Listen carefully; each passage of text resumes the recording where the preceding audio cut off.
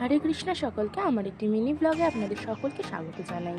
রাজযাত্রা উপলক্ষে শনিবার আমরা নবদ্বীপ গিয়েছিলাম।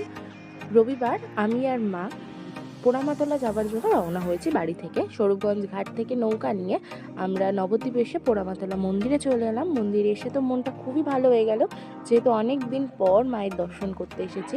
মন্দিরে এসে মা পুজো দেওয়ার জন্য একটি ডালা কিনে নিল।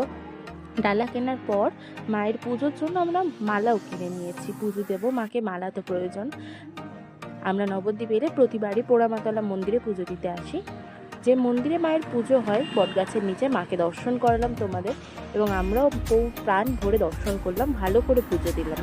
পুজো দেওয়ার পর মন্দিরের চারিদিকে প্রদক্ষিণ করলাম, যে বটগাছটা আছে চারিদিকে প্রদক্ষিণ করলাম, প্রণাম করলাম। এবং এখানে থাকলে মনটা খুবই ভালো থাকে, মন্দিরে এলে মনটা পুরো শান্ত হয়ে যায়। যেহেতু আমরা রবিবার